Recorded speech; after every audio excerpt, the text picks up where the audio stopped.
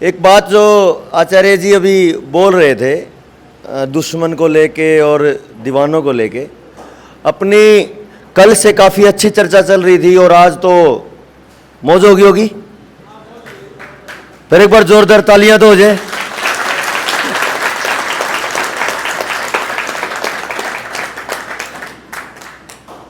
जब आप समाज में जाते हो या हम बहुत दिनों से जा रहे हैं तो इतने सारे विषयों पे जब बात होती है तो लोग पूछ लेते हैं, अरे लड़ोगे किससे? जिस दुश्मन की बात आप कर रहे हो, अब आपको दुश्मन ही नहीं पता तो लड़ोगे किससे? और दुश्मन नहीं पता होगा तो लड़ाई वहीं खत्म हो जाती है। तो फिर वो दुश्मन की जो पहचान है वो कैसे करोगे, ये भी एक बड़ा सवाल है। जब तक दुश्मन की पहचान नहीं होगी तब तक तो बात बनेगी नहीं। तो पहले भी आपने वो कहानी सुनी होगी पंचतंत्र की, मैं एक बार उसको दोबारा आपके बीच में जानकारी जरूर दे दूं। उस पंचतंत्र की कहानियों ने जो हर दिन हमारे बच्चों को सुनने में आती थी और हर दिन बच्चों को सुनाई जाती थी बुजुर्गों के द्वारा, हमें उन अग्रणी पहली पीढ़ी के उन अनुभवी बुजुर्गों से क्या सीखना है। जिन दुश्मनों को पहचानने की बात आचार्य जी कर रहे हैं वो कौन से दुश्मन हैं? कल हमने लगभग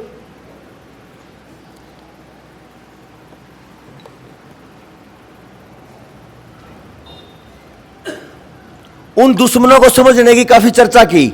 आया था कुछ समझ? कल ज्यादा ही रम गए, मतलब आचार्य जी की बातों में बोल नहीं रहे हैं, ध्यान में चले गए लगता है। चले गए तो मैं पूछूं नहीं अभी। कल काफी कुछ समझ आया होगा आपको लड़ना किससे है।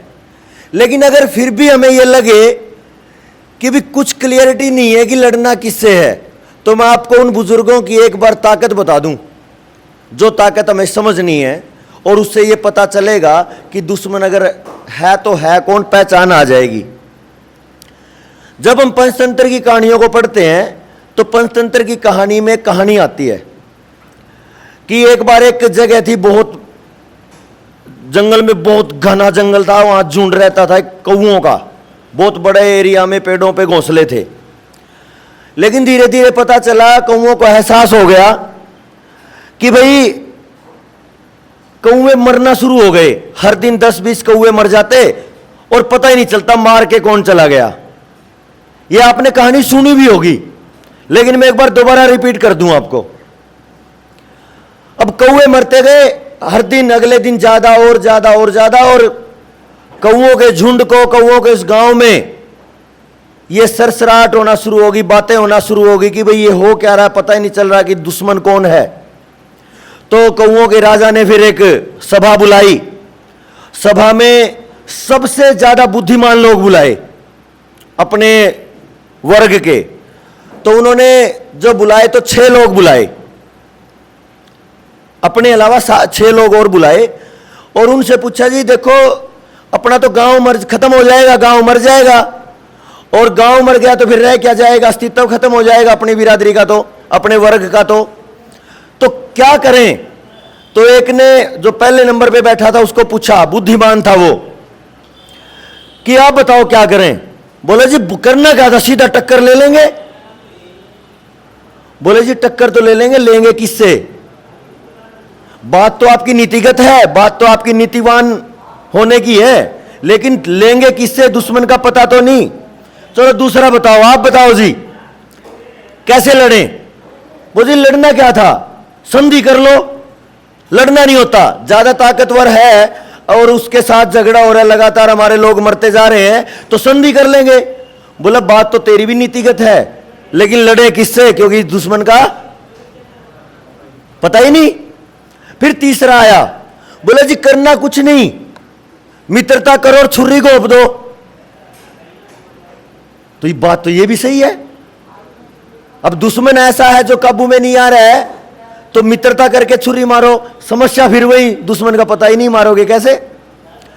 फिर अगले से पूछा, आप बताओ जी। बोले जी पलायन कर जाओ। तो पलायन करने की जब बात आई, ये भी एक नीति की बात है।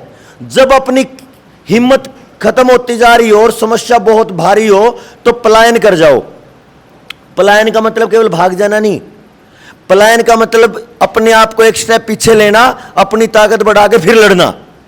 तो ये चार बात हो गई। तो ये चार बात जब चारों ने कही तो एक जड़ में जो समस्या रही वो यही थी कि दुश्मन का पता तो नहीं, लड़ोगे कैसे। तो फिर एक बुजुर्ग थे उस टोली में, बोले जी आप बताओ ये क्या समाधान करें। बोले जो ये इन्होंने चारों ने जो बात कही है ना, वो नीतिवान पुरुषों की बात है, नीतिगत बात है, लेकिन इसमें समस्या ये है कि हमें दुश्मन का नहीं पता। तो इसका अनुभव के आधार पे मैं बता देता हूं ये काम चलेगा। बोले जी आप बताओ। बोले यहां चलेगा छल। जब संघर्ष हो रहा हो, जब क्रांति हो रही हो, लड़ाई की शुरुआत करनी हो, लड़ाई लड़नी हो, तो छल चलेगा। तो छल चलेगा तो इसका मतलब उस जिस आदमी ने यह पता कर लिया कि छल चलेगा तो उसको कैसे करना है वो भी पता होगा। तो यह जिम्मेदारी उस बुजुर्ग कौवे ने अपने ऊपर ले ली कि यह जिम्मेदारी मेरी, बस आपको जैसा जैसा बोला जाए महाराज वैसा वैसा व्यवस्था कर देना। और वो जो राजा कौवा था, पंचायती था, जो भी सरपंच था, उसने बोला जी हाँ कोई दिक्कत नहीं। उन चारों को भेज दिया, बोला आप जाइए। और मंत्रणा करी, चर्चा करी राजा के साथ, जो बुजुर्ग ने, महामंत्री ने, कि ये काम करिए, मैं आपको अब थोड़ा ऊंचा बोलूंगा, जैसे अभद्रता से बात करते हैं, गालियां बकते हैं, तो मैं ऐसे बोलना शुरू करूंगा और आप मेरे साथ झगड़ा करना और 2-4 जन को, अपनी मर्जी के 2-4 जन को बुलाना और उनको समझा के ये काम करना है कि भाई हमें झगड़ा करना है। तो ठीक है जी, और कहीं से खून मंगवा लो थोड़ा और मेरे शरीर पे फेंक देना। बोला जी हो जाएगा कोई दिक्कत नहीं। तो वही काम किया, झगड़ा कर लिया, हाथापाई होना जैसा महसूस किया, और फिर जिनको जो ड्यूटी दे रखी थी खून मंगवा के वो फिकवा दी। तो सबको, पूरे बाकी समाज को लगने लगा कि भाई कुछ तो गड़बड़ हुई है, तो अब क्या करना चाहिए। तो अब तो सब राजा की तरफ लगेंगे। तो राजा ने समझाया कोई दिक्कत नहीं, हमने ये कर लिया, इस आदमी को यहीं छोड़ देते, हम चलेंगे कहीं और। तो अपने गांव को छोड़ के और कहीं दूर 5-7-10 किलोमीटर चल के अपना दूसरा डेरा डाल लिया। किसकी योजना थी ये? हाँ जी, बुजुर्ग की। शर्त कौन सी थी कि इस लड़ाई में दुश्मन की जानकारी नहीं है। अब उस दुश्मन का पता करना है। तो दुश्मन का पता नहीं है तो लड़ाई नहीं हो सकती। तो उन्होंने अपना पलायन करवाया। देखना, सारी बातें जो पहले 4 कौवे ने बोली थी, वो सारी की सारी बातें उस छल में काम करी उस बूढ़े ने। यानी चारों के चारों की नीतियां उसने यूज करी। किसके लिए? दुश्मन पता करने के लिए और उसका सत्यानाश करने के लिए, जड़ मूल से नाश करने के लिए। तो बुजुर्ग था, अनुभव था, तो बड़ी काम की बात थी। तो उन्होंने ये तैयारी करवा दी, छोड़ के सारा गांव चला गया। अब जिनको आदत थी हर दिन 10-20 कौवे मार के खाने की, अब उनको तो फिर आना था। अब फिर आ गए वो। रात को देखा तो गांव पूरा उजाड़, कुछ था ही नहीं गांव में, तो एक भी कौवा ना कौवे का बच्चा। चले गए। अब जैसे उसने देखा बुजुर्ग ने, क्योंकि वो बुजुर्ग तो वहीं रह गया, उसने छल करना था और वो वहीं रह गया। तो जैसे उसने देखा कि वो आ गए हैं मारने वाले, तो उसने धीरे धीरे बोलना शुरू किया, आ मर गया, तोड़ दिया, मर गया, ऐसा करके अपने विलाप करना शुरू किया ताकि उनका ध्यान जाए। अब जैसे ही मर गया किया तो उनका ध्यान आया। बोले तुम कौन हो? बोला जी मैं तो तुम्हारे दुश्मन पक्ष का हूं। और जैसे ही उसने नजर पड़ी तो पता चल गया कौन थे उनको मारने वाले। वो निशाचर थे, यानी उल्लू थे, रात को जगने वाले, और बाकी कौवे तो रात को सोते थे। तो रात को जगने वाला प्राणी मिला, उसको पता चल गया दुश्मन कौन है, उल्लू। तो उस छल वाली बात से उसने यह पता कर लिया कि दुश्मन कौन है। तो एक काम तो हो गया पूरा। अब जो 4 लोगों ने बातें कही थी अलग अलग, वो बातें अब सिद्ध करनी थी अपने संघर्ष को जीतने के लिए। बोलेगी मैं तो तुम्हारे दुश्मन पक्ष का हूं, मैं कौवा हूं, और मैंने ये कहा था कि उल्लू तो बहुत ज्यादा ताकतवर हैं, उनसे मत झगड़ना। और उन्होंने क्या किया, मुझे ही ऐसी हालत में मार पीट के मेरे हड्डियां तोड़ के और छोड़ के चले गए। तो बोले कि अब क्या किया जाए? बोले जी मैं तो तुम्हारे दुश्मन पक्ष का हूं, आप मेरे साथ कुछ बात करोगे तो मैं तुम्हारे दुश्मनी का ही काम करूंगा। तो दुश्मन के पक्ष वाले किसी भी व्यक्ति को, चाहे कमजोर है या ताकतवर, उसको जिंदा नहीं छोड़ना चाहिए। एक और नीति बताई उसने, दुश्मन पक्ष का अगर कोई भी है, बच्चा भी बच्चा नहीं होता, वो भी दुश्मन बराबर का हो जाता है थोड़े दिन बाद, जिस दिन वो चल पड़ा। तो यहां से उसने ये शुरू किया कि भाई मैं भी तुम्हारे दुश्मन पक्ष का हूं, मुझे मारो और छोड़ो और देखो जो करना है। अब वहां पे उनके साथ भी आए थे कई जने, उनमें भी एक बुजुर्ग था। किन में? उल्लुओं में। अब बाकी बोले भाई ना ना, यो तो बंदा अपने काम का है, अपने बारे में बात कर रहा था, तो इसलिए इसको तो मारना तो ठीक नहीं। और वो जो दूसरा बोला, जो उल्लुओं में बुजुर्ग था, बोला दुश्मन दुश्मन होता है, सांप का कोई बड़ा छोटा नहीं होता। सांप छोटा हो या बड़ा, वो सांप ही होता है। चाहे छोटा सांप डंक मारे या बड़ा सांप डंक मारे, जहर तो छोड़ेगा, इसको मार दो। अब वो बाकी ज्यादा शाणे बन के आए थे, बोले ना ना यार कमाल की बात है, ये तो अपनी बात कर रहा है, अपने फायदे की बात कर रहा है, तू इसको मारने की बात कर रहा है, दिमाग सटक गया क्या? तो उसकी माननी नहीं। बोले नहीं माननी तो ना मानो। तो उसको लेके और चल पड़े। कहां चल पड़े? अपने गांव। बोले जी पहले तो आपकी देखरेख करते हैं, और आपकी देखरेख करेंगे, आप स्वस्थ हो जाओगे तो फिर आराम से रहना। अब चल पड़े। बीच में बार बार ये कहता जा रहा, भाई देख लेना मैं दुश्मन पक्ष का हूं, कभी बाद में तुम्हें दिक्कत आए। बोला अरे ऐसा ऐसा आदमी थोड़ा मिलेगा, इतना स्पष्ट और दयावान। बोले कोई बात नहीं।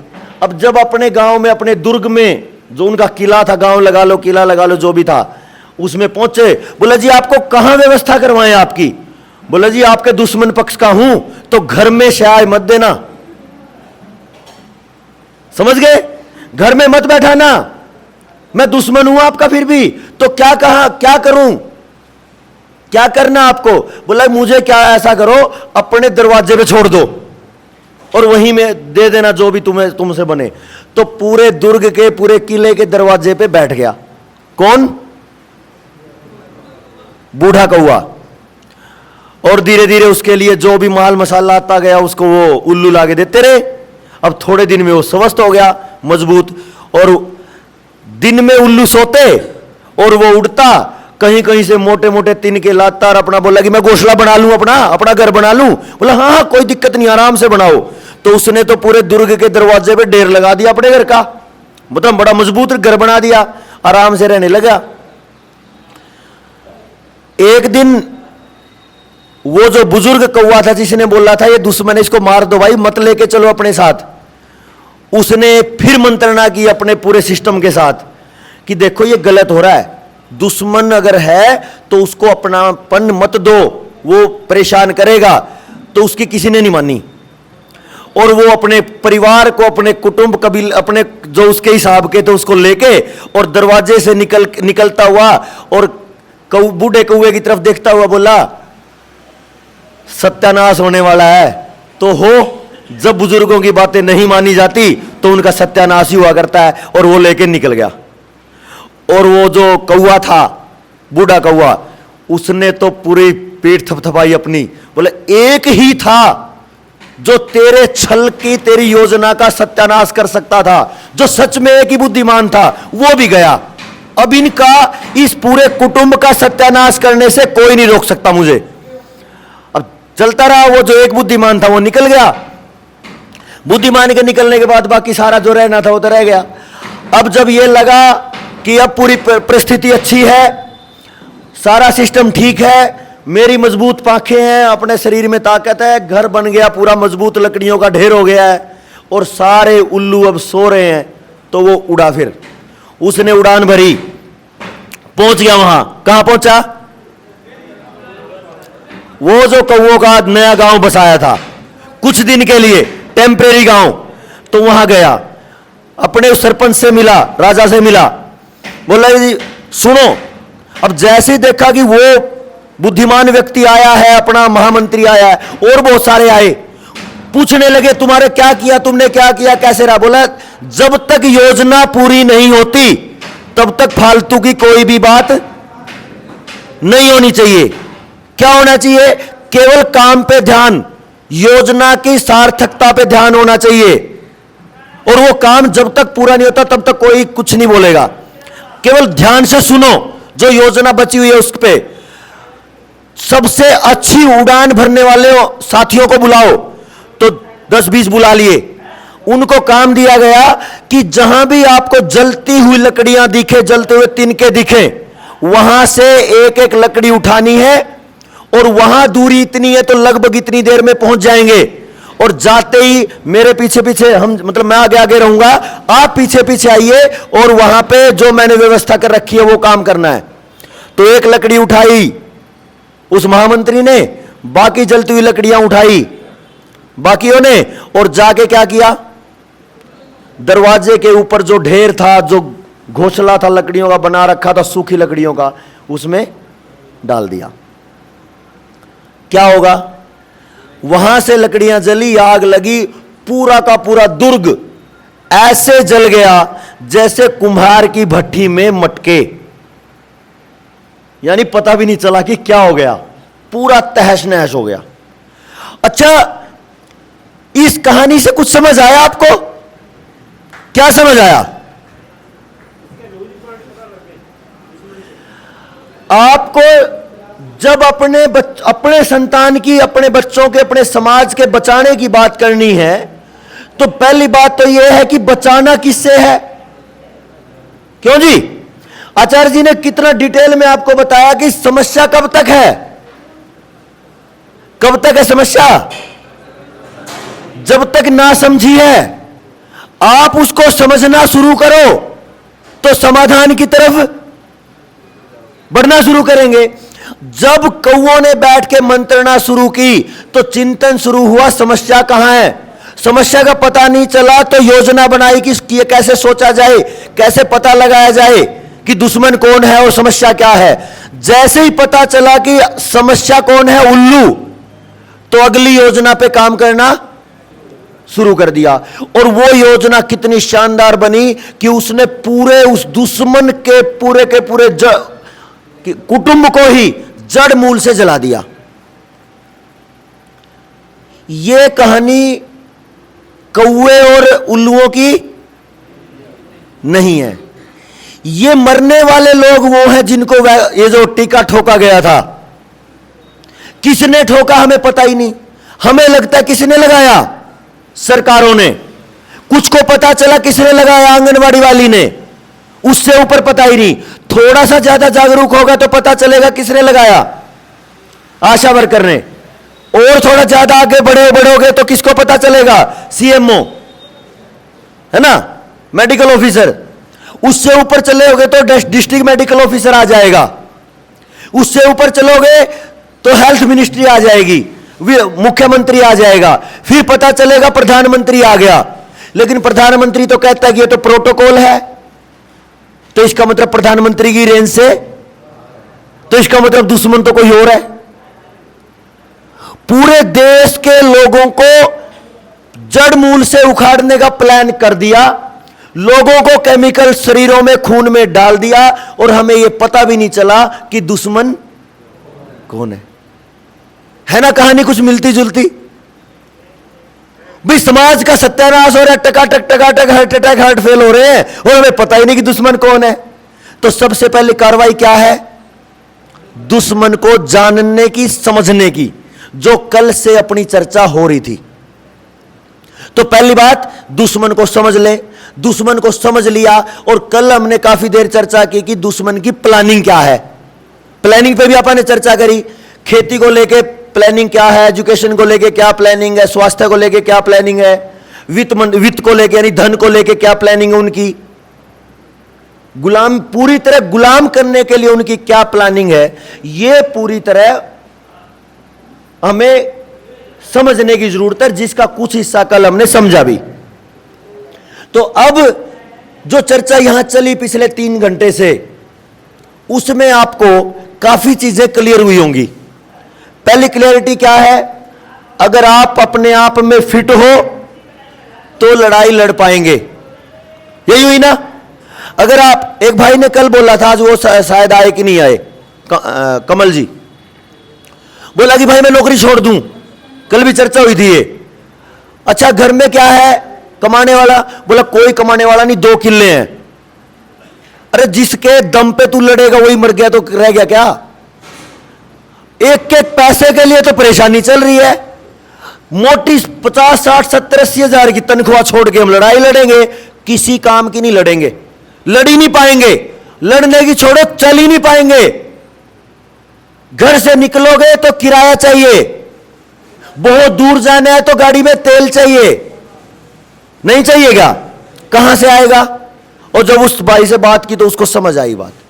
तो इसलिए जो पहला नंबर है समझ का, वो ये है कि अपनी मजबूती में से जितना थोड़ा सा ज्यादा लगे उसको समाज में देना शुरू करो। चाहे समय हो, चाहे ऊर्जा हो, और चाहे धन हो। इससे ज्यादा दोगे तो मारे जाएंगे। लेकिन समय जरूर निकल सकता है। चलो धन नहीं है कोई बात नहीं, तो समय तो दे सकते हो, समय दे सकते हो तो ऊर्जा दे सकते हैं। तो समय और ऊर्जा का जैसे जैसे थोड़ा सा दान करना शुरू करोगे तो फिर अपना जो परिवार है वो बढ़ना शुरू होगा। फिर धन के साथ में दूसरों के साथ जो चर्चा करेंगे उसमें कितने लोग जुड़ेंगे, कौन सा आदमी किस विचार से जुड़ेगा। मैं कल बात कर रहा था, जैसे जनता सरकार मोर्चा, ये सौभाग्य की बात है हम सबके लिए कि जनता सरकार मोर्चा वो समूह है साथियों का जिसमें अंबेडकरवादी लोग भी एक साथ बैठे हैं, है ना, सनातनी लोग, आर्य समाजी लोग भी एक साथ बैठे हैं, गांधीवादी लोग भी वहीं एक साथ बैठे हैं, रामपाल दास महाराज के लोग भी वहीं बैठे हैं। यानी बहुत सारे ऐसे ग्रुप जिनके विचारों में मतभेद है तो भी जनता सरकार मोर्चा की जल जंगल जमीन जानवर बचाओ की मुहिम में एक साथ बैठे हैं, क्योंकि वहां किसी का मतभेद। तो जब हम चलेंगे समाज में बात करने तो पहला मुद्दा यह हो कि हमारा किसी के साथ मतभेद ना हो। मतभेद पहले से बहुत है और नया पैदा कर लेंगे। अगर आपके पास 50 विचार हैं, 50 में से एक विचार आपका विरोधी विचार है तो उसको 50वें नंबर पे रखो, पहले नंबर पे मत रखो। क्योंकि 49 विचार जो ये सहमति के हैं उनको पहले सहमति कर लेंगे तो उन्हें 50वें पे ना भी बात करेंगे तो कम से कम 49 बात पे तो हम सहमत करके समाधान की तरफ बढ़ेंगे। क्यों जी? यहां से निकलना किसको है? पहले नंबर पे जिसको समझ बन गई। समझ अगर इस ट्रेनिंग में, इस 3 दिन के कार्यक्रम में थोड़ी बनी तो अगले में आइए और थोड़ी ज्यादा बनेगी, अगली बार आइए और थोड़ी ज्यादा बनेगी। इसी बीच बोलना शुरू करिए, क्योंकि दूसरे लोगों को तभी जोड़ पाएंगे। ताकत कब बनेगी? जब दूसरे लोग जुड़ेंगे। बिना ताकत के हम लड़ नहीं पाएंगे, है कि नहीं? तो धीरे धीरे करके आपको बोलना सीखना है, वो पूरी की पूरी समझ बनानी है। समझ के साथ में बोलोगे तो कोई भी व्यक्ति आपसे टूटेगा नहीं। कई साथी बोल रहे हैं भाई सुनील तुम क्या बोल रहे हो यार, क्या बोल रहे हो, ऐसा कोई विरोध ही नहीं करता। मगर भाई हम किसी की दुख दीर्घ पकड़ लें और उसको जो चोट मारने वाली बात है वो हम नहीं करते कभी। अगर हम सहयोग कर पाते हैं तो करेंगे, नहीं कर पाते तो उसको दुख नहीं देंगे। भाई सीधी बात है। पहले ही समाज बहुत दुखी पड़ा है, बताओ पड़ा है कि नहीं? हर कोई कर्जे में है। तो आप जब समाज और घर की तरफ बढ़ोगे तो वो समस्या छोटी दिखेगी। आचार्य जी ने आपको इसको डिटेल में बताया है, कल से हम चर्चा कर रहे थे।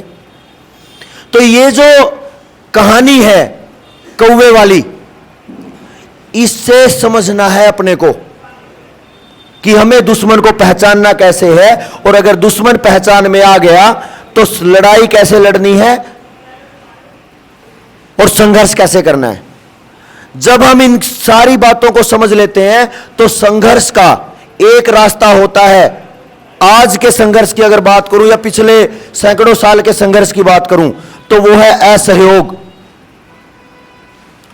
आज यहां बैठे हैं हम, लड़ रहे हैं किससे? कंपनियों के जाल से। और दुकान पे जाते हैं, उसी आदमी की कंपनी का आटा ले आते हैं जिसके साथ लड़ रहे हैं, है कि नहीं? फिर हम क्या करते हैं? लड़ते हैं पेप्सी कोला से और जाते हैं और कोल्ड ड्रिंक लेके चूस जाते हैं, पी जाते हैं। चाणक्य ने एक बड़ी बात बोली, अगर किसी दुश्मन को हराना है तो उसका पहला नियम होता है उसका अर्थतंत्र काट दो। लेकिन आप तो कोल्ड ड्रिंक पी के, आटा खरीद के, साबुन खरीद के, जो भी जितना भी मटेरियल अपने रसोई घरों में है, बाथरूम में है या घर में है, अब तो 100% ही उन कंपनियों का खरीद रहे हैं जिनके खिलाफ हमें लड़ना है। तो अब हम क्या कर रहे हैं? उनको प्रॉफिट दे रहे हैं, तो अर्थतंत्र उनका मजबूत कर रहे हैं। तो उनका अर्थतंत्र मजबूत अगर होगा तो आप उनको कैसे हरा पाओगे? तो चाणक्य वाली बात तो झूठी पड़ जाएगी। तो आज से ही पहला काम यही करो कि आप जो भी खरीद रहे हो उसको अपने लोकल व्यक्ति का खरीदें। नमकीन खरीद रहे हो, लोकल व्यक्ति के द्वारा बनाई हुई खरीदें। बिस्किट खरीद रहे हो, अपने बेकरी को खरीदो, कंपनियों के ना खरीदो। आटा लेना है तो आप किसी आसपास में चक्की से लीजिए, पैकेट का आटा मत लीजिए। चक्की का आटा है 1 किलो भी मिलेगा, 5 किलो भी मिलेगा, 20 किलो भी मिलेगा। पैकेट का है 7 दिन से ज्यादा नहीं चलने वाला आटा 6 महीने चलता है केमिकल डाल के। तो पैसे लेके बर्बादी ले रहे हो क्यों? साबुन खरीद रहे हैं, कपड़े खरीद रहे हैं। मैं अभी थोड़ी देर पहले अजय भाई से और कईयों से चर्चा कर रहा था, पैसा देके क्या खरीदते हैं हम? बोरी, यानी जींस। बोरी तो है और उसमें से ना हवा पास है, ना ठंड जाती है, पूरा पसीनम पसीना पूरा शरीर। और मैंने एक बार मतलब एक सर्वे किया था कॉलेज में, जो जींस पहन रहे हैं उनको 60-70% लोगों को, जवानों को खुजली हुई रहती है, एलर्जी, है कि नहीं? तो ऐसी व्यवस्था, पैसा देते हैं, बर्बादी लेते हैं। एक जगह था करनाल में, एक दुकान पे वो था मेडिकल स्टोर, देवेंद्र भाई भी थे साथ में। मैं बोला देवेंद्र भाई देखना, बोले क्या है? एक खाने में रखे हैं डायपर बच्चे के और उसके बराबर में रखे हैं डायपर ईचिंग क्रीम। यानी पहले डायपर लगाओ, खुजली करो और उसके साथ में ही खुजली की क्रीम लेके जाओ। कितने शाणे हो गए, कितने समझदार हो गए हम। एक मां जो 24 घंटे और सालों साल पेशाब में, मल में पड़े रह के अपनी मां होने का एहसास जताती थी, अब उसको डायपर लगा देती है। शायद डायपर लगाते उसने लैट्रिन कर दी हो और अगले 6 घंटे बाद संभालेगी, तब तक उस लैट्रिन में वो खचाखच गंदगी में। समझना? क्या हम रह सकते हैं ऐसे? तो जब हम नहीं रह सकते, हम अपने बच्चों को क्यों रख रहे हैं भाई? तो समझदार लोग, जिनको पैसा कमाना है, जिनको आपकी जेबें खाली करनी है, उनको पता है एक प्रोडक्ट दोगे, उस प्रोडक्ट से फायदा कम, नुकसान ज्यादा है, उस नुकसान की भरपाई करने के लिए अगला प्रोडक्ट उसके साथ में रखो। कितना शानदार है। हम अपने कर्जे को खत्म करने चले हैं, हम देश के कर्जे को खत्म करने चले हैं, देश की बहुत सारी समस्याओं को खत्म करने चले हैं, बीमारियों को खत्म करने चले, केमिकल को दूर हटाने चले। लेकिन क्या करते हैं? उन्हीं कंपनियों को पैसा देते हैं जिन कंपनियों ने हमारे ऊपर शिकंजा कस रखा है। एक कंपनी है, खेत के में पड़ने वाले केमिकल्स की बहुत बड़ी इंडस्ट्री का मालिक है वो, और वही कंपनी एक फाइनेंस कंपनी भी है, और आज उस कंपनी का कई हजार करोड़ का बिजनेस है लोन बांटने का। तो पहले खेतों को बर्बाद करो, जब किसान बर्बाद होगा तो वहां से वो फिर कर्ज की तरफ भागेगा, और कर्ज की तरफ भागेगा तो फिर वो सामने बैठे हम देंगे कर्ज भी। तो पहले बीमार करो, मिट्टी बर्बाद करो, पशु बर्बाद करो, परिवार बर्बाद करो। जब उनकी जमीनें बिकने के लिए आएंगी तो जमीनें खरीदने के लिए भी वो कर्जा पहले ही दे के बैठे हैं। तो आराम से नीलाम करने का बड़ा शानदार तरीका है। हम जिस व्यवस्था को समझ रहे हैं वो व्यवस्था केवल और केवल बैंक के कर्जे की नहीं है, वो व्यवस्था अपने बच्चों के अगली पीढ़ी के आगे फुल स्टॉप की है। इस पे हम चर्चा करेंगे और लंबी। तो हमें धीरे धीरे करके दुश्मन को पहचानना है, और दुश्मन को अगर बड़ा दुश्मन पहचान में नहीं आया तो इसको इस तरीके से समझ सकते हैं। मुझे बिल गेट समझ नहीं आया भाई, दुनिया में जो दवाई लगाने का काम कर दिया वो एक आदमी ने बड़े बढ़िया तरीके से पैसा लगा के फाइनेंस करके कर दिया, लेकिन हमें उसकी रेंज का नहीं पता। लेकिन हमें उसका तो पता है जो टीका लगाने आई। कौन? आशा वर्कर, आंगनवाड़ी वर्कर। उसको तो रोक सकते हैं। अगर आपने उसको रोक दिया तो इनडायरेक्टली, अप्रत्यक्ष तौर पे आपने उस बड़े बदमाश को रोक दिया। क्यों जी?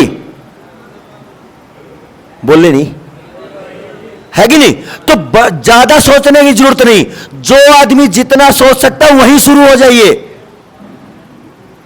और एक बड़ी कहावत है, किसी बड़े आदमी ने बोला, आप जैसे हो, जो आपके पास है उन्हीं संसाधनों को लेके अगर आप संघर्ष कर सको तो आप योद्धा हो। अगर आपके दिमाग में यह है मेरे पास बड़ा स्कूल होता तो मैं तूफान मचा देता, मेरे पास घोड़ा होता तो मैं तेज चलता, मेरे पास यह होता तो मैं ऐसा कर देता, वो लोग पूरी जिंदगी बहानों में रह जाते हैं, कभी कुछ नहीं कर पाते। आप जो लोग आप दूर जाके समझाओगे जिन लोगों को, उन्हीं लोगों को आप अपने पड़ोसी गांव में समझा लो, वहां पे भी तो लोग हैं। अपने पड़ोसी घर में समझा लो, वहां पे भी लोग हैं।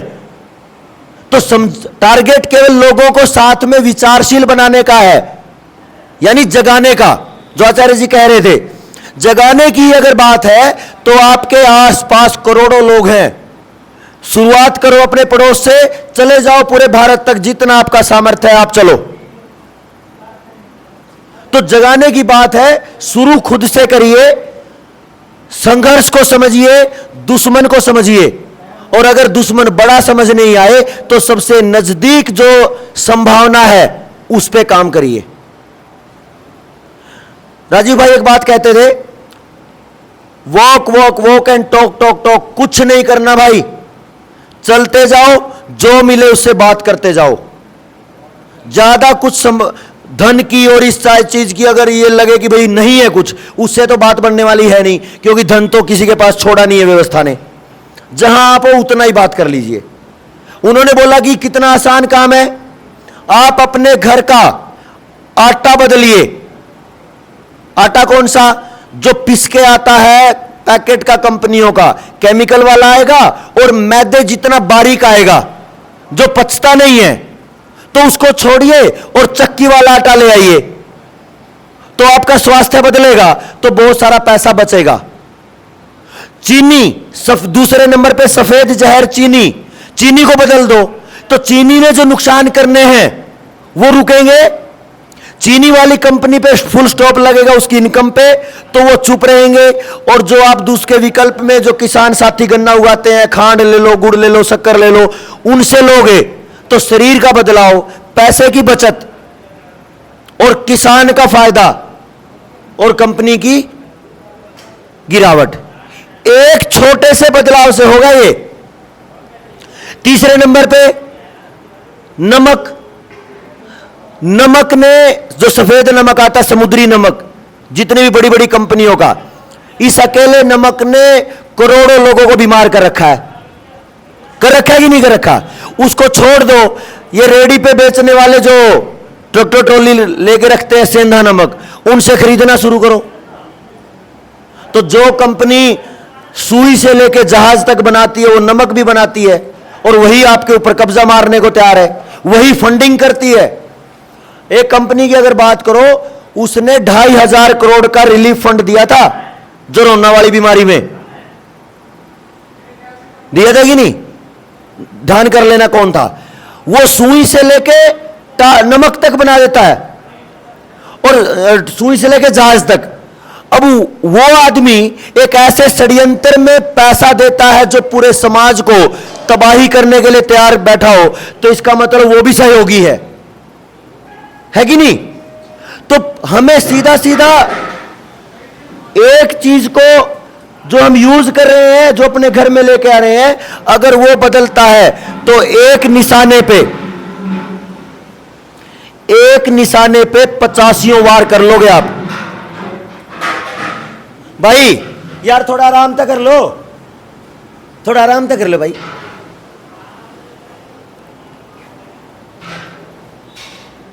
तो एक तीर और कई निशाने वाली बात है। नमक बदलेंगे तो बदलेगा, कपड़े बदलेंगे तो बदलेगा। घर में साबुन है, अब जो बाथरूम में साबुन यूज करते हैं, उस साबुन को किसी ऐसे व्यक्ति से बदल लो, जैसे सुशील भाई काम कर रहे हैं, आयुर्वेदिक साबुन बनाते हैं, उनकी आयुर्वेदिक फार्मेसी है, उनका खरीदोगे तो वो मजबूत होंगे तो समाज में काम होगा, आपके स्किन की बीमारियां कटेंगी। पहली बात तो साबुन ना लगाओ तो अच्छा, लगाना ही है तो वो खरीद लो। और जिसका नहीं खरीदोगे उसका इकोनॉमिकल जो सिस्टम है, क्राइसिस में अगर आप लाओगे, उनका पैसे का जो संचालन है वो रुकेगा, तो वो आपके ऊपर कब्जा मारने की तरफ नहीं जाएगा। और जो ये 24 घंटे हरासमेंट है, इससे बचने की बात होगी। तो धीरे धीरे करके आप ये देखिए, घर में ऐसी कौन सी चीज है जिसको आप किसी बड़ी कंपनी से ना लेके, किसी किसान से, किसी छोटे दुकानदार से, कहीं से आप लोकल तरीके से ले लो। मॉल्स में जाएंगे, एक जगह अगर मॉल खुल जाता है ना, आसपास की 1000 दुकानों को खा जाता है। खा जाता कि नहीं खा जाता?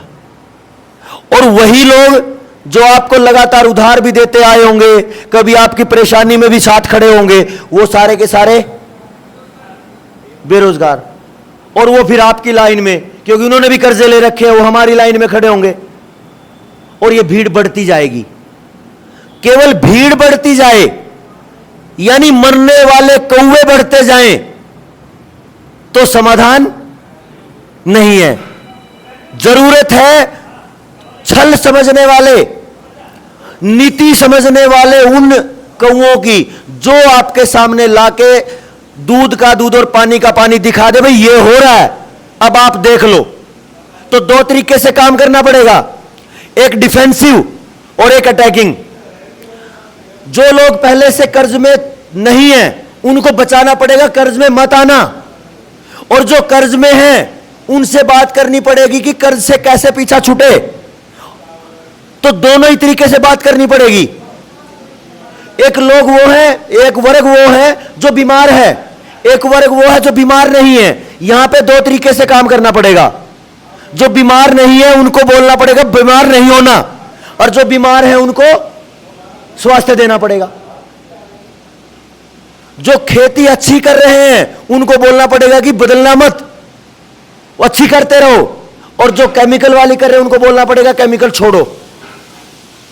इस काम के लिए क्या एक आदमी बहुत है? 2, 4, 5 बहुत होंगे? 20, 30, 50, 100, 140 करोड़ में कितने लोग चाहिए? बोले नहीं? लाखों लोग चाहिए समझे हुए हैं। अब आप ये देखो कि भाई आचार्य जी बोल रहे तो आचार्य जी बोल देंगे, हम वहां मीटिंग रखेंगे, आचार्य जी बुला लेंगे, आचार्य जी को बुला लेंगे।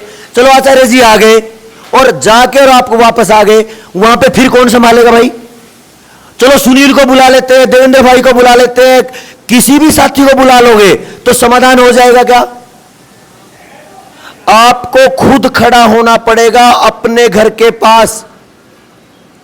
आपको अपने लोकल एरिया में आपको संघर्ष करना पड़ेगा।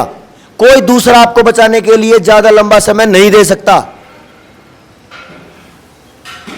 तो आपको पहला काम क्या करना पड़ेगा? जब आप जाएंगे तो कम से कम 20 लोग अपने बराबर के साथ में खड़े होने वाले तैयार करने पड़ेंगे। और जब 20 लोग हो जाएंगे तो फिर वहां पे मीटिंग और ट्रेनिंग पे ट्रेनिंग, वहां पे फिर चाहे कितना भी बड़ा संघर्ष करना पड़ जाए, फिर वो हो सकता है। क्योंकि एक व्यक्ति टूट जाता है कई बार, अगर 10, 20, 50, 100 हो तो उसका मनोबल और मजबूत होता है। तो धीरे धीरे आपको यह समझ आने लगा होगा। पहले भी आपने बहुत सारा वीडियो वगैरह में सुना होगा कि कितना बड़ा जाल चल रहा है, कितना बड़ा खेल चल रहा है। उसी को जोड़ के आप 2 दिन से सीख रहे हो, तो यहां पे भी पता चला होगा। तो मैं अभी आपके भोजन की व्यवस्था होने वाली है, भूख तो लग गई होगी, जब तक वो व्यवस्था होती है बस इतना ही समझना है आपको। आचार्य जी ने पहली लाइन बोली थी, सुख चाहते हो कि दुख? है जी? मानसिक चाहते हो कि शारीरिक? दोनों। तो दोनों चाहिए, दोनों ही चाहिए ना। तो दोनों चाहने के लिए आचार्य जी ने बोला जानना पड़ेगा, मानना पड़ेगा, समझना पड़ेगा, सभी करने पड़ेंगे। यही बोला होगा? बोल दे नहीं, यही बोला है। तो आपने समझा कि दुख का कारण क्या है? आपका कर्ज है, आपकी बीमारियां हैं, आपके खेत का केमिकल है, आपके दूध का केमिकल है, ये भी है। और सबसे बड़ी बात है समझ। सबसे बड़ी समस्या है समझ की। तो वहां से शुरू होता है समझ, और समझ होगी सारी चीजों की 360 डिग्री, जिंदगी के 360 डिग्री की समझ। जैसे जैसे समझते जाएंगे उसमें आज की जो वर्तमान व्यवस्था है कर्ज की या परेशानी की, उसके लिए यह करना है कि जितना फालतू का खर्च है उसको रोकिए, तो अपने घर में थोड़ी व्यवस्था बनेगी। थोड़ी व्यवस्था बनेगी तो घर के क्लेश कम होंगे, क्लेश कम होंगे तो यहां पे शांति, मानसिक शांति थोड़ी आना शुरू होगी, फिर उसको बढ़ाना है। वहां शांति होगी तो फिर शरीर में भी थोड़ा सा रिलैक्सेशन आएगा। तो अपने को समझना है जितना लीकेज है धन का, उस लीकेज को हटा देना है। कंपनियों का जो कबाड़ खरीद रहे हो उसको छोड़ देना है। अपने साथियों से बात करिए, अपने किसानों से बात करिए, किसानों से जुड़िए। और मैं कल कह ही रहा था आपको, अगर आप शहर में हो तो शहर में आप गटर का पानी पीते हो, बुरा मत मानना। अब पीते ही हैं तो बुरा क्या मानना, क्योंकि इतना गंदा पानी है। सांस लेते हो वो भी जहरीला है, दुकान से कुछ भी लेके आते हो वो भी जहरीला है, पैकेट का खाते हो, बिना पैकेट का खाते हो, सब केमिकल का है। पानी पीते हो वो दूध, घी, दही, वो सारा पैकेट का आता है। दूध को 1 दिन से ज्यादा ढंग से नहीं रखा जा सकता, और आपके पास पता नहीं वो 15 दिन में पहुंचता है कि 20 दिन में। एक साथी बोले कि दूध का काम करूंगा मैंने बोला शुद्ध करेगा कि अशुद्ध? बोला अशुद्ध की क्या बात है, शुद्ध करूंगा। बोले वो कैसे होता है कि एक प्रोसीजर होता है, पाश्चराइजेशन कुछ बोलते हैं उसको, पाश्चुरीकृत बोलते हैं उसको। एकदम से उबाला, उबालते ही ठंडा कर दिया। यह बात मैंने एक आयुर्वेद के साथी से पूछी, वो बोला कि ये तो सत्यानाश कर देता स्वास्थ्य का। एकदम से ठंडी चीज एकदम से गर्म कर दो, एकदम तेज गर्म चीज को खट से ठंडी कर दो, वो स्वास्थ्य को बर्बाद करेगा। और आपके पास यही प्रोसीजर अपनाते हुए जो भी शहरों में दूध आता है 100% दूध वही है। फिर उसका दही का क्या मटेरियल है, उसमें से घी कैसे निकाला जाता है, ये तो सोचने की बात दूर ही है। तो आपने ताजी चीजें या बहुत ज्यादा समय की ना हो वो अपने को प्रयोग में लाना शुरू करना है। अपने स्वास्थ्य की तरफ चिंता करना शुरू करनी है, और साथ साथ में लीकेज कम करना है। कंपनियों का माल खरीदना कम करो। और ये तो है डिफेंसिव। अटैकिंग क्या है? अपने साथियों को जोड़ते जाओ और बैंकों के विरुद्ध मोर्चा खोलते जाओ। राजस्थान वालों ने तो पूरे गांव में कर दिया, अभी दोबारा कई गांव में करने की तैयारी है। एक गांव में तो पूरी तरह बैंक वालों ने आना बंद कर दिया। अब इस चीज को एक बड़े स्तर पर लेके जाने का प्लान है, उस पर हम चर्चा करेंगे अगले सेशन में। तो वो कैसे हो? डिफेंसिव अटैकिंग एक साथ, कागज लगेंगे, कागज लग जाएं, कोई जज ना माने तो क्या कर लेंगे भाई? कोई वकील नहीं तैयार होता, उसका क्या कर लेंगे? तो हमारे पास दस्तावेज मजबूत हैं, अपने पास प्लानिंग सारी अच्छी है, लेकिन कोई नहीं मानेगा तो क्या करेंगे? घर दे देंगे क्या? बोले नहीं। दे देंगे? लड़ेंगे? मरेंगे नहीं, मारेंगे, लड़ेंगे और जीतेंगे। आचार्य जी ने एक बार भी ये नहीं कही मरेंगे तो मरेंगे ना भाई, कोई दिक्कत नहीं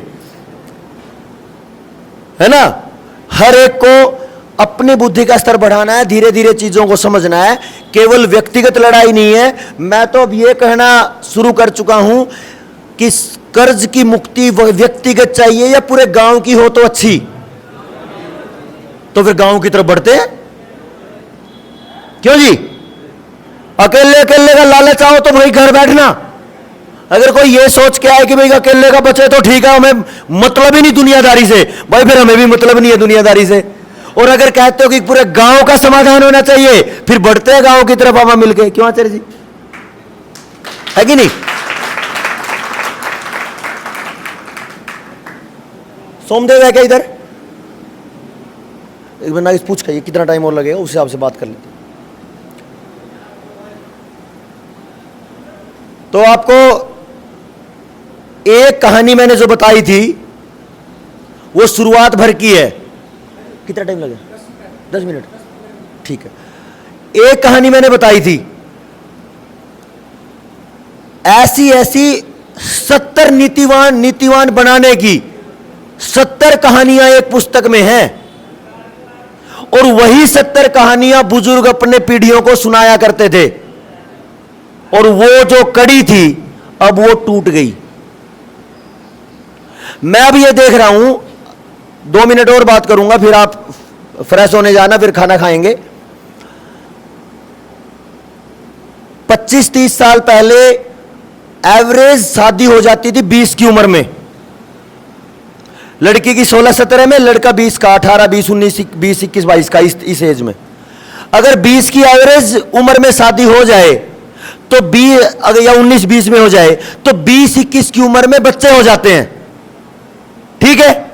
तो 20 की उम्र में बाप बन गया, वही आदमी 40 की उम्र में दादा, यानी तीसरी पीढ़ी 40 की उम्र में, 60 की उम्र में चौथी, 80 की उम्र में पांचवी। और मैंने अपने गांव में सैकड़ों बुजुर्ग देखे जो 90 साल से ज्यादा के जीते रहे और 100 साल के आसपास उन्होंने अपना शरीर छोड़ा। आपने भी देखे होंगे। अब देखो, अगर स्वास्थ्य मजबूत है, और 20-25 साल पहले जब खेतों में केमिकल लगभग ना के बराबर था तो लोग स्वस्थ थे, मशीनें नहीं थी, एसी कूलर पंखे नहीं थे, तो मेहनत थी, तो पसीना निकलता था, और दिनचर्या सबकी सुबह से लेकर शाम तक की परफेक्ट थी, तो लोग बीमार नहीं थे। जब लोग बीमार नहीं थे तो ही तो जीते थे 100 साल। अब एक बात देखो, एक बच्चा 1 साल का, बाप 20 साल का, दादा 40 का, यानी एक बच्चे के पास कितने दादा बैठे हैं? 5। अगर 6 पीढ़ी जी रही है उस घर में, किसी में 4, किसी में 3, किसी में 5, और वो सारे के सारे पंचतंत्र की कहानियों को समझ के और उस पर आचरण करने वाले हैं। आचरण में थी उनके वो। क्यों जी? ये कहानियां तो सुनते ही आते थे हम। तो एक अंदाजा लगाओ, 1 साल का बच्चा 2-3 साल का, 4 साल का जब बढ़ेगा वो समझना शुरू करेगा, तो 20 साल के अपने पिताजी का अनुभव भी लेगा, 40 साल का दादाजी का, उनके पिताजी का 60 साल का, उनके पिताजी का 80 का, उनके पिताजी का चाहे 90 का, 100 का, जितना भी होगा। एक बच्चा अपनी 4-5 पीढ़ियों में बैठ के 300 साल की परिस्थितियों का अनुभव ले लेता था। कितने व्यवहारिक समाज के लोग रहे होंगे वो, आचरण में जिनके व्यवहार रहा होगा। लेकिन आज सारे चीजों पे कट मार के टेलीविजन दादा है, टेलीविजन परदादा है, टेलीविजन बाप है, टेलीविजन मां है, टेलीविजन चौथी पीढ़ी का दादा और टेलीविजन ही 5वीं पीढ़ी का दादा है। और टेलीविजन क्या दिखा रहा है? LGBTQ। डिटेल में चर्चा करेंगे इस पे। लड़के लड़के शादी करके रहो, लड़कियां लड़कियां शादी करके रहो, लिंग परिवर्तन करवा के रहो, एक्स्ट्रा मैरिटल अफेयर्स में कबाड़ की तरह जियो, बिना शादी करे बच्चे पैदा करके फेंक दो। वो जो कल प्लेटो वाली बात मैं कह रहा था आपको, पूरी तरह उस गंदगी में आ गए। क्योंकि बाप कौन है? दादा परदादा, मां दादी कौन है? मोबाइल और टेलीविजन। मैंने 13-14 साल पहले छोड़ा था। एक साथी से बात हो रही थी अभी 2-3 दिन पहले, मगर भाई जो इतनी बड़ी साबुत ईंट होती है ना भट्ठे वाली, उसको हरियाणा बोले नंबरी ईंट, नंबर वाली ईंट लो और सामने रखी एलईडी एलसीडी टीवी, बीच में से निकाल दो। बेचना नहीं है, बेचोगे तो किसी और की जिंदगी नरक बनाएगा वो। तुलना करनी है, मेरे बच्चे की जिंदगी की कीमत कितनी और टेलीविजन की कीमत कितनी। अगर आपका बच्चा बीमार है या किसी का बच्चा बीमार है तो 20-30-50 हजार अगर डॉक्टर को देने पड़ जाए तो दे देते हैं ना। तो टेलीविजन समझ लेना डॉक्टर को चला गया। तो वो भाई बोला, पत्रकार है, मतलब अच्छा बड़ा चैनल है उस भाई का, बोला सुनील भाई मेरे घर कब आ रहे हो? क्या हो गया? बोला वीडियो बना के नंबर ईंट निकाल लूंगा अपने एलईडी के बीच में से, ताकि शुरुआत कर दे उस राक्षस को अपने घर से खत्म करने की। कर दोगे? मुझे नहीं फर्क पड़ता, करोगे तो अच्छा है, नहीं करोगे तो फिर आप अपने बच्चों की जिंदगी को कमा कर रहे हो। और धीरे धीरे ये फोन, वो बेटा मेरा छोटा सा, उसने एक आधी बार देखना शुरू किया, 1 साल हो गया इंटरनेट डलवाए मैंने फोन में। बहुत सारे साथी पूछते हैं भाई तेरा काम कैसे चलता है, मोर्चा में इतना काम करता है। मैं भाई बाहर निकलता हूं, किसी साथी से ही थोड़ी बहुत देर इंटरनेट जोड़ा, मैसेज वैसेज किए और फिर काट के फ्री। कुछ तो मतलब मोर्चा का काम नहीं छूट सकता और वो घर के बच्चे को भी नहीं बर्बाद कर सकते। तो कोई तो मीडियम रास्ता निकालना पड़ेगा, मध्यम मार्ग।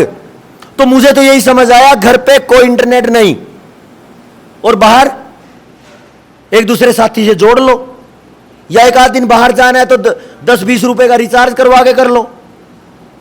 लेकिन ये करना पड़ेगा, नहीं तो समाधान नहीं है। धीरे धीरे करके शुरुआत खुद से करनी पड़ेगी और धीरे धीरे हम समाज में निकलेंगे। आचार्य जी ने आपको इतना डिटेल में पारिवारिक व्यवहार से लेकर और सामाजिक व्यवहार की पूरी व्यवस्था बताई। मैं आपको ही बोलता हूं, तो इस सेशन में अभी खाने की व्यवस्था है, 2 मिनट के लिए आचार्य जी।